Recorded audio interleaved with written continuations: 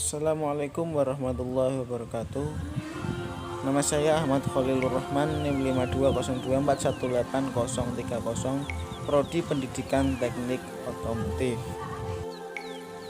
Pada pembelajaran kali ini saya akan menjelaskan tentang komponen-komponen dan cara kerja sistem pengapian. Nah, ini merupakan sebuah wiring diagram dari sistem pengapian. Sistem pengapian tersendiri memiliki berbagai macam komponen, antara lain baterai.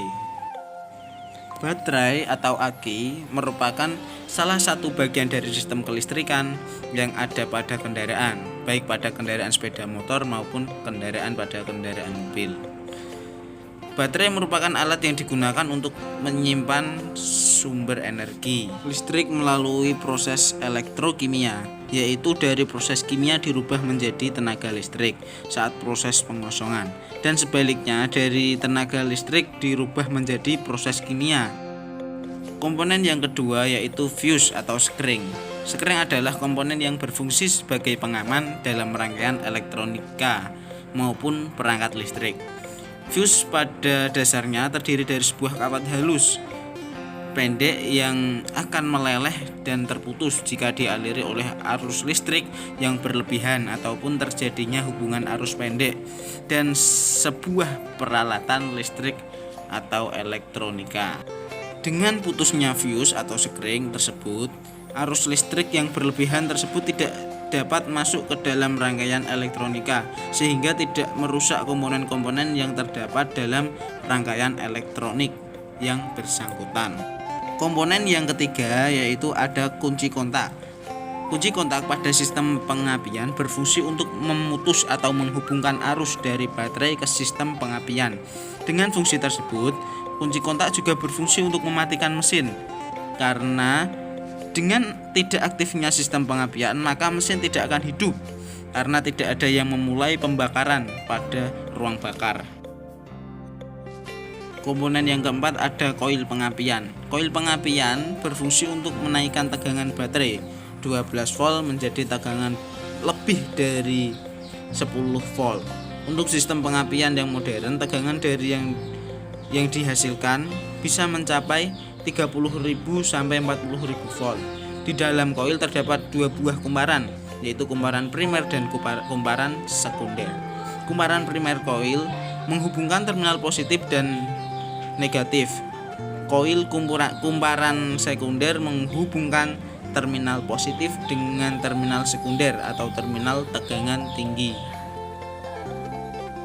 Kemudian komponen yang kelima ada distributor.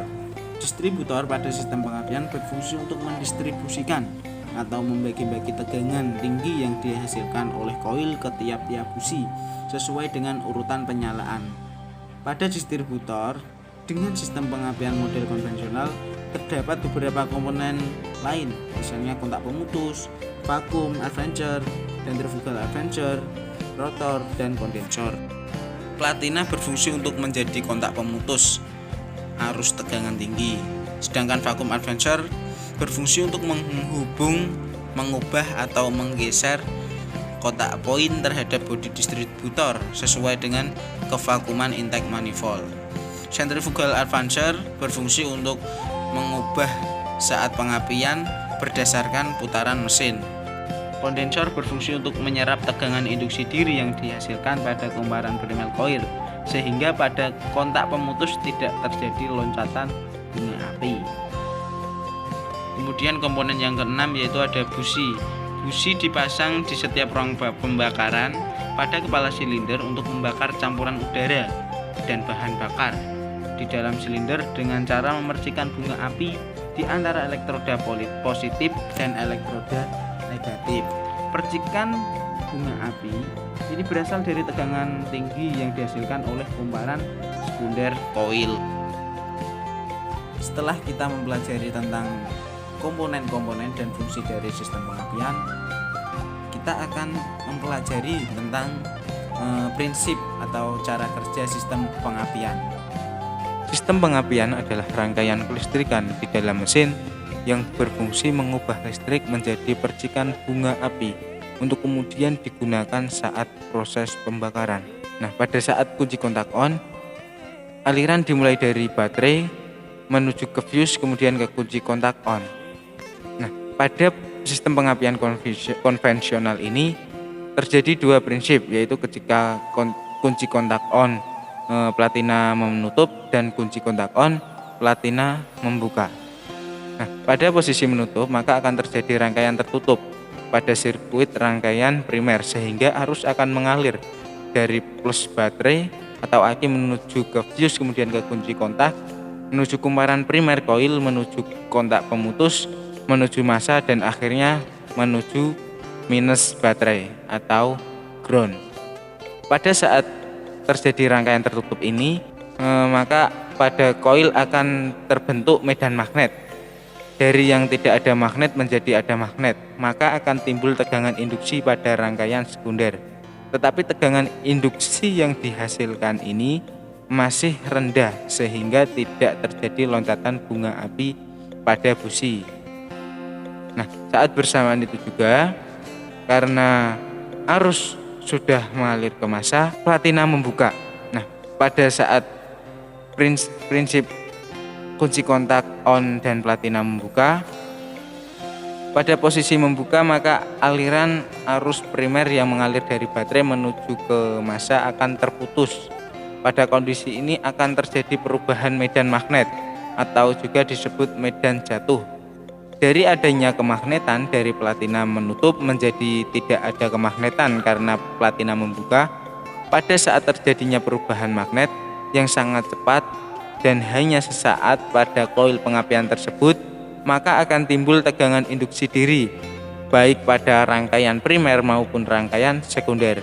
Pada rangkaian primer, tegangan induksi diri mencapai sekitar 40.000 volt, sedangkan pada rangkaian sekunder akan terjadi tegangan induksi diri mencapai sekitar 20.000 volt. Tegangan induksi diri pada rangkaian primer tersebut akan diserap melalui kondensor dan tegangan induksi diri pada rangkaian sekunder akan dimanfaatkan untuk menghasilkan loncatan api pada busi. Arus tegangan tinggi dari tegangan sekunder salurkan menuju ke distributor melalui kabel tegangan tinggi dan setelah di distributor didistribusikan oleh rotor ke busi-busi sesuai dengan firing order.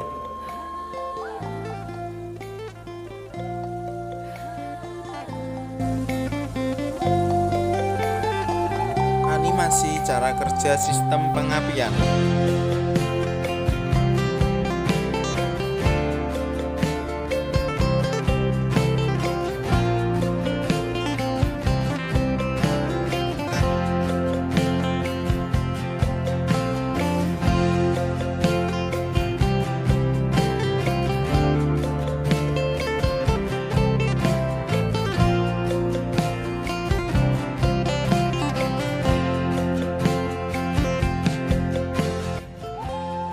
Cukup sekian yang bisa saya jelaskan mengenai video pembelajaran kali ini. Dari saya, apabila ada kesalahan atau kekurangan dalam menjelaskan video pembelajaran tersebut, saya mohon maaf yang sebesar-besarnya. Terima kasih. Wallahul muwaffiq ila aqwamit thoriq. Wassalamualaikum warahmatullahi wabarakatuh.